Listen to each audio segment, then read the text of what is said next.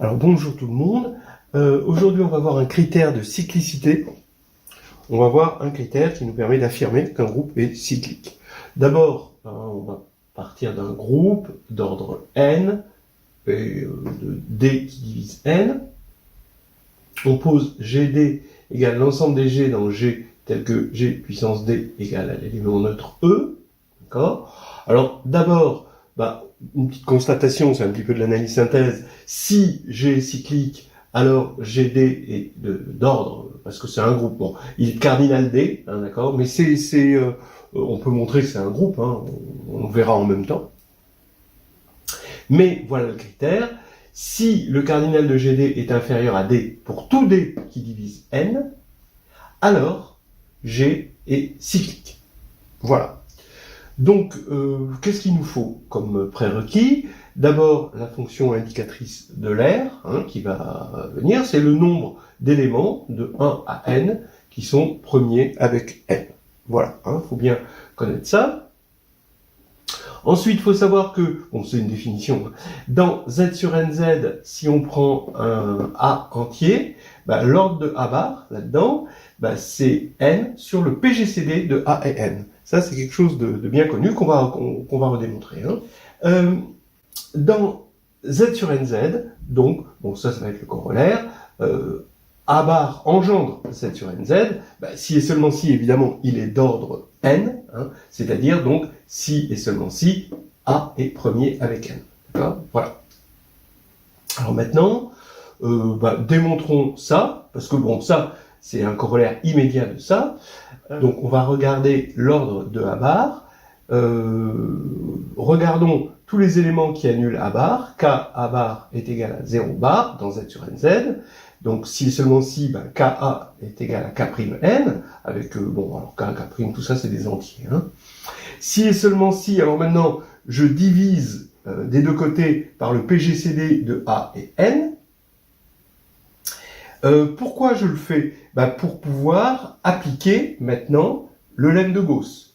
Donc maintenant, je dis que n divisé par le PGCD de A et n, qui est un entier évidemment, va diviser le membre de gauche, mais va être premier avec le deuxième facteur, ici, puisqu'on a divisé par le PGCD, il n'y a plus rien en commun entre les deux, et donc, ça veut dire, par le lemme de Gauss, que n divisé par PGCD de A et n divise K. Voilà. C'est le lemme de Gauss. Vous voyez, entre parenthèses, les techniques quand on travaille dans Z sur NZ, savoir quand il faut rester dans Z sur NZ, quand il faut remonter dans Z, d'accord, et quand il faut redescendre de Z à Z sur NZ. Ça, c'est du petit outillage, des petites techniques, des petites choses ressenties. Par exemple ici, pourquoi on est remonté dans Z? On est remonté dans Z pour une bonne raison, c'est pour appliquer le lemme de Gauss. Voilà. Donc bref, on a lui qui divise K, et ce qui fait que l'ordre, forcément, qui est le minimum qui annule A bar, eh bien ça va être n divisé par le PGCD de A n. Voilà. Alors maintenant, on monte facilement le 1. Si G est cyclique, donc G égale Z sur NZ, alors attention, il est additif, alors que là, on l'a noté multiplicativement, il faut faire attention à ce genre de petites patinoires. Eh bien, on veut regarder GD, c'est l'ensemble des x bar tel que dx bar égale 0 bar. Pareil, là, on n'a pas grand-chose à faire à part remonter dans Z, ça nous fait dx égale kn, avec k dans Z. Donc maintenant, comme d divise n, il faut bien s'en servir, j'ai x égale k n sur d, où n sur d est un entier. Donc on voit bien que x bar va être égal à k n sur d bar. Chose que j'aurais pas pu faire ici, vous voyez bien. Donc maintenant, si et seulement si, x bar, finalement, donc ici on a un k dans z, donc ici x bar appartient au sous-groupe engendré par n sur d, le tout bar. Donc c'est, attention, c'est un n sur d, j'aurais pu lui donner un nom, petit a par exemple, avec une barre dessus. Donc ce qui veut dire, maintenant, que l'ensemble GD des éléments, comme ce qui vérifie ça, d'accord, eh bien l'ensemble GD, c'est ceci. Donc ça va être G indisé. Donc maintenant, puisque c'est engendré par n sur d. Il suffit de connaître l'ordre de n sur d pour comprendre le cardinal de g indice d, ou l'ordre de gd. Donc, l'ordre de n sur d, eh bien sûr, on reprend la formule ici, mais bon, on aurait pu s'en douter, c'est n sur le PGCD de n sur d et n, mais comme n sur d divise n, évidemment, bah c'est n sur d, ce PGCD, et donc ça veut dire que l'ordre, c'est d. Voilà, donc déjà, on a montré le petit point. Mais on va en tirer un corollaire important. Alors, le corollaire, il est simple, hein, c'est bien connu, c'est une formule qu'on va obtenir sur l'indicatrice de l'air. Regardez, on part encore une fois de G, le groupe cyclique d'ordre N, et on appelle cette fois-ci O indice D, l'ensemble des X bar, tel d'ordre, là-dedans, d'ordre D, exactement, pour tout D divisant N, évidemment, par Lagrange. Sinon, c'est vide. Alors, ici, on a le cardinal de OD, bah, on peut affirmer que c'est exactement phi de D. Pourquoi? Parce que, d'après ce qui précède, bah, OD, bah, ça va être les éléments d'ordre D de GD. Forcément, ils sont dans GD, puisque, en particulier, hein, ils vérifient G puissance D égale E dans la version additive, évidemment, parce qu'on est dans Z sur NZ. Donc, ce sont les éléments d'ordre D du groupe G indice D. On a vu que c'était un groupe, et qu'en plus, il était engendré par quoi? Par n sur d. Donc il est cyclique, et isomorphe forcément à z sur dz, puisqu'il était engendré par un élément d'ordre d. Voilà. Donc, bah, on voit bien que, puisque OD, ce sont les éléments d'ordre d du groupe cyclique z sur dz, eh bien, il y en a phi de d, hein, parce que, bah, on a vu que ce sont que les éléments d'ordre D, d'après ce qu'on a vu tout à l'heure, ce sont les éléments premiers avec D. Donc il y en a exactement phi de D. Voilà. Alors, maintenant, il n'y a plus qu'à écrire que G est réunion disjointe. C'est pour ça qu'on prend les éléments d'ordre D, hein, parce qu'on n'aurait pas pu le faire avec GD, on n'aurait pas eu des réunions disjointes. On regarde les réunions disjointes des éléments d'ordre D pour D divise N. D'après Lagrange, bon, alors il est évident que la réunion est disjointe, et d'après Lagrange, il est évident que cette réunion fait G. Hein. L'ordre d'un élément divise l'ordre du groupe. Donc maintenant, il n'y a plus qu'à prendre le cardinal. Le cardinal de G, c'est N. Et là, on a une somme, parce qu'on a une réunion disjointe, indice D divise N de phi de D. Voilà. Donc ça, c'est une formule importante. Il faut bien voir d'où elle provient. Elle provient d'une espèce de réciproque de Lagrange, dans le cas cyclique, qui nous dit que si, bon, alors Lagrange nous dit que l'ordre d'un sous-groupe divise l'ordre du groupe, mais dans le cas cyclique, tout diviseur de l'ordre du groupe possède un sous-groupe, et en plus un sous-groupe unique, et cyclique d'ordre D. Voilà, d'ordre ce diviseur. Voilà, exactement. Donc ici, hein, ça provient de là. Alors, donc maintenant, grâce à cette formule, on va pouvoir montrer ce critère-là, le critère de cyclicité dont on parle, eh bien, soit j'ai un groupe d'ordre n, sûr, on suppose, donc maintenant il est plus cyclique, hein, d'accord, on suppose que l'ordre de A est égal à D, bon là, G n'est plus supposé cyclique, hein, évidemment, on suppose que l'ordre de A est égal à D, et donc on va avoir que A, d'accord, forcément, il va le sous-groupe engendré par A va être inclus dans ce qu'on a appelé G indice D. D'accord? Puisque A est d'ordre D, le sous-groupe engendré par A, c'est des A puissance K. Bah, A puissance K, le tout puissance D, bah, ça va faire A puissance D, le tout puissance K, et ça va faire E, évidemment. Puisque l'ordre de A est égal à D.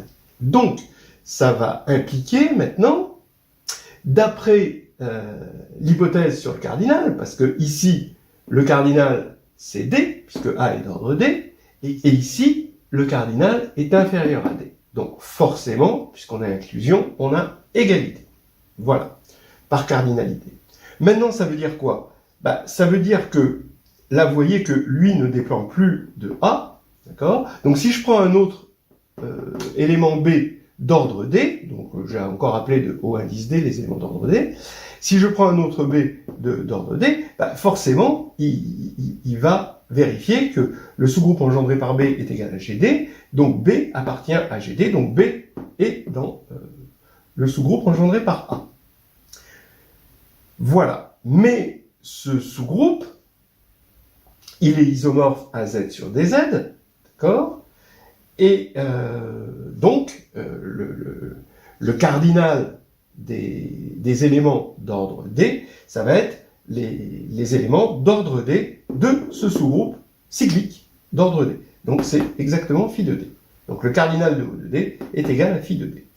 Alors, maintenant, attention, on a fait une supposition qu'il existait un A d'ordre D égale D. Et à partir de cette supposition, on en a déduit que le cardinal de O de D était égal à phi de D. Mais s'il n'en avait pas existé, alors O de D aurait été de cardinal 0. Ça aurait été l'ensemble vide, évidemment. Donc, moralité, le cardinal de O indice D, c'est soit 0, soit phi de D, donc il est inférieur à phi de D. On reprend la formule que G est réunion disjointe des éléments d'ordre D, pour D divisant N. Ça implique que le cardinal, c'est égal à la somme, pour D divise N, des cardinaux de l'ensemble des éléments d'ordre D. Mais ça, c'est inférieur ou égal, donc du coup, à la somme des D divisant N, des phi de D, d'après ceci. Mais ça, on a vu ici que c'était égal à N. Donc ici, on a un groupe d'ordre N, donc ici, on a N, ici, on a N, ce qui oblige d'avoir l'égalité pour tous les D, ici. On sait qu'une somme de réels positifs est nulle si et seulement si tous ces réels positifs sont nuls. Donc ici, on va avoir l'égalité partout, en particulier pour D égale N. Ce qui va nous donner que O indice N est de cardinal phi de N, en particulier O indice N n'est pas vide. G possède donc un élément d'ordre N, et donc G est engendré par cet élément, G est d'ordre N, il possède un élément d'ordre N, donc G est cyclique d'ordre N. Voilà, on a démontré, on a prouvé ce qu'on voulait, le critère. Alors, les applications classiques de ceci, soit K un corps fini, alors le groupe K étoile, donc K privé de 0 pour la multiplication, est un groupe cyclique. Évidemment, si K est cardinal Q, ça veut dire qu'il est isomorphe à Z sur Q-1 Z, vu son cardinal, on a enlevé 0. Alors, pourquoi? Oui, parce que quand on va regarder les éléments annulés par D pour tout diviseur de son ordre, eh bien, on va avoir que G indice D est de cardinal inférieur à D. Qu'est-ce que c'est G indice D? C'est l'ensemble des X de K étoile qui vérifie X puissance D égale 1. Mais ça, c'est une équation, maintenant, sur un corps de degré D, et on sait que l'équation possède au plus des solutions. Pour le montrer, on fait en sorte que à chaque solution, on divise le polynôme obtenu par x moins alpha, où alpha est la solution, et ça fait descendre le degré. Et le degré ne peut pas descendre indéfiniment, il peut descendre que de D. Voilà. On peut aller un peu plus loin, soit K un corps, tout sous-groupe fini de K étoile. Donc là maintenant le corps n'est plus supposé fini, mais tout sous-groupe fini de K étoile est cyclique. Alors par exemple, on peut le voir pour K égale C, d'accord? Eh bien ça nous fait G égale UN. Ça va être, en fait, les groupes cycliques, ça va être engendré donc par des éléments d'ordre N, puisque c'est fini, donc c'est d'ordre N, donc c'est engendré du coup par un élément, puisque c'est cyclique, d'ordre N, donc une racine énième de l'unité, et on voit que tout sous-groupe fini de K étoile, que j'appelle G, c'est l'ensemble des racines énièmes de l'unité. D'accord? On peut le faire pour R, mais c'est peut-être moins intéressant parce qu'on aura que U1 et U2. On peut aller plus loin parce que le fait que x puissance D égale 1, moins 1 égale 0, possède au plus des solutions, ça marche encore sur un anneau intègre. Ça n'a pas besoin d'être absolument un corps. Ça marche plus sur un anneau quelconque, mais sur un anneau intègre, oui. Pourquoi? Parce que de toute façon, la division qu'on fait par x moins alpha, on peut la faire, comme x moins alpha c'est unitaire, on peut la faire sur n'importe quel anneau. Ça marche très très bien. Mais à la fin, on va avoir notre polynôme qui va être factorisé en produit de x moins alpha égale 0, notre polynôme xd moins 1, et il va falloir dire que le produit est nul, si et seulement si chaque facteur est nul. Et ça nous demande l'intégrité, d'accord ? Pour pouvoir dire que les racines ne sont que les alphas obtenus dans cette factorisation.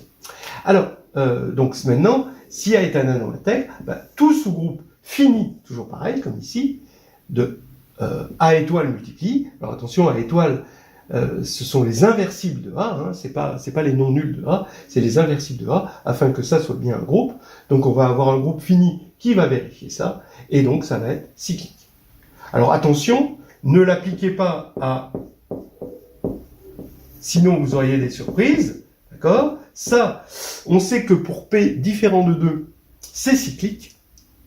Pour P est premier. Pour P égale 2, ce n'est pas cyclique. Mais c'est parce que on n'a pas un anneau intègre. Voilà, on part pas de Z sur P égale Z, c'est pas intègre. Donc ça, c'est une preuve qui va être complètement à part et qu'on peut trouver dans le P1, qui est très bien faite dans le P1. Voilà, c'est terminé.